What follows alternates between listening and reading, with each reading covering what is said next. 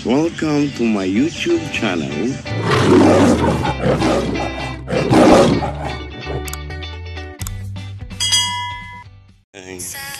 Covered court. Ito. Parang yan ang sisipag ng mga barangay tanod. Doon na kayo doon. Wala na yan. Nagkapagbil pa ako kayo. Paano na kayo? Mga lupon dyan. Ba't kailangan daw ang lupon? Lupon at saka paano? Ganda oh. Ah, dyan ang pugi nito eh. Diyos ko yun na naman.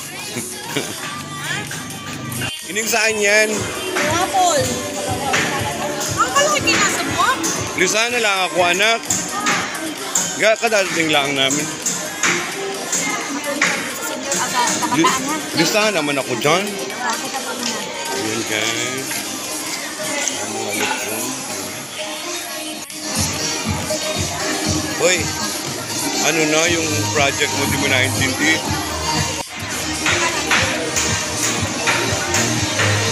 Ating assembly cooking.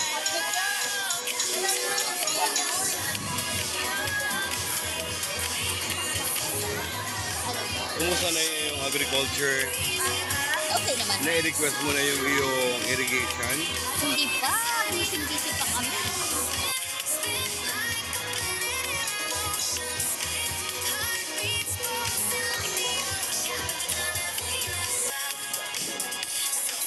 Welcome po, kagawad sa Nina Briones at kagawad Yurida Palomaro. Dapat may dalang dinalo. Yan po, ang ating kagalang-galang na pang-payout. Maraming salamat din po ay kagalang-galang.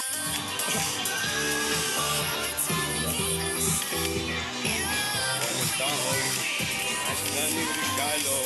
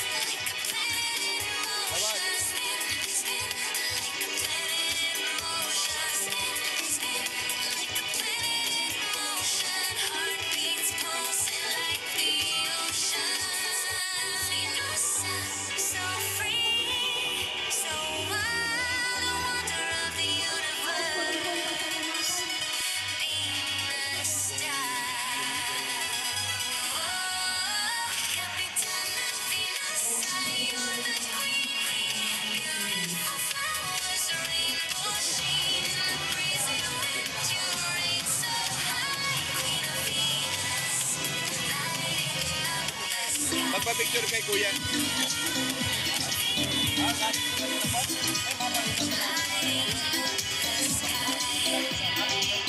Uy!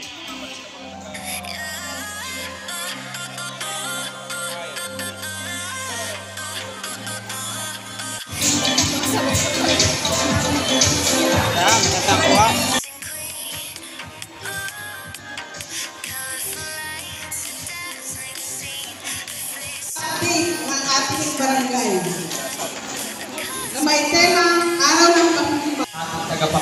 Tagapagpupon yung hapon. At ngayon man po ay hayaan ko pong basahin ko sa inyo ang nilalaman ng mensahe ng ating kagalang-galang konsinala Gina Galado. Magandang hapon po sa ating lahat.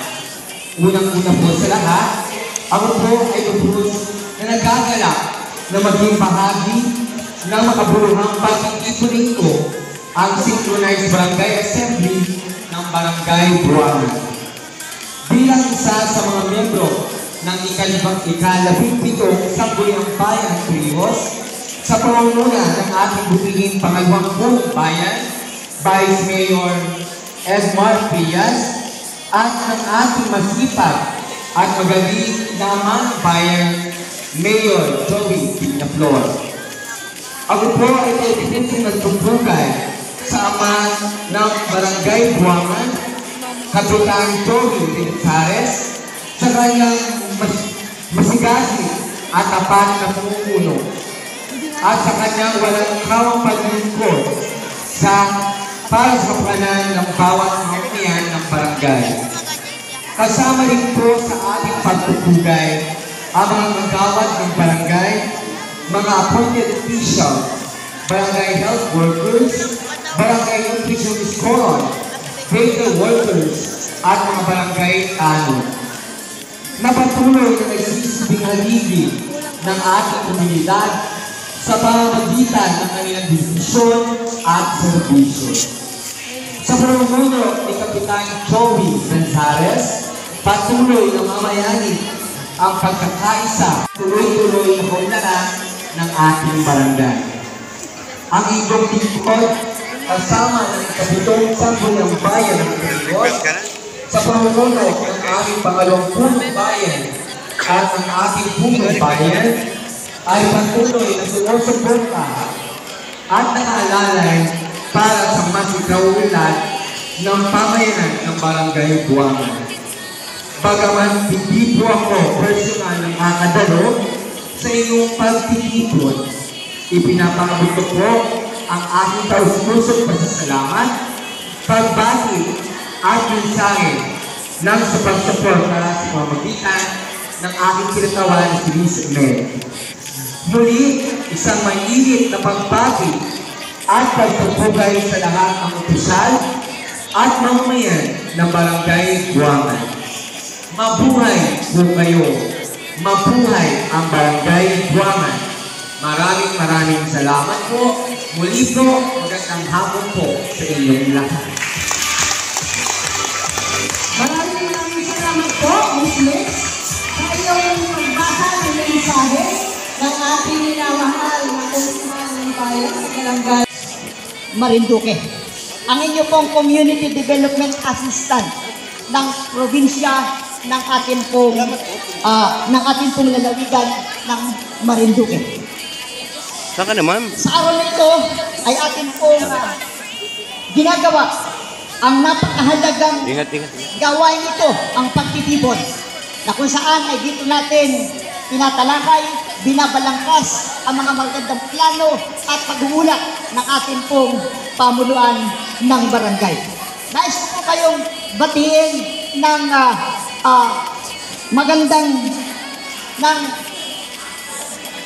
malalim na pasasalamat at aktibong pagkilahok at suporta sa gawain ito. Kayo po ay pagpalain ng ating pong Panginoon. Muli, ang Barangay Assembly po ay isang napakahalagang pagtitipon na kung saan tayo po ay nagkakaroon ng bukas na talakayan para sa mahalagang isyo at plano para sa pagpapaunlad ng ating barangay bilang kinataon po ng ating pong Gobernador Kagalang-galang Milicio Go. Ipinapakabot ko po ang kanya pong pamamahala na kung saan nais po niyang masiguro na ang pamahalaan po ay nakatutugon sa bawat pangangailangan ng bawat isa. Ang ating pong pamahalaang transparency and accountability. Ibig po sabihin ay isang bukas na pamamahala na mayroon pong pananagutan. Nais ko pong banggitin na ang ating pong gobernador ay seryoso sa kanya pong pagtupad ng kanyang mga pangako at pangarap para sa ating lalawigan. Halimbawa po, ang atin pong ang pinangako po niyang kuryente na kung saan ay ninanais niya na magkaroon po ng maliwanag na bukas ang ating pong bayan. Ito po ay kanyang patuloy ng binibigyan ng solusyon. Pangalawa po ay ang ating pong hospital. Nais ko pong sabihin na kung saan ay ang ating pong kagalang-galang na gobernador ay meron pong bukas na pakikipag-usap sa ating pong hospital upang masiguro ang kaligtasan at ang kalusugan ng mga mamamayan.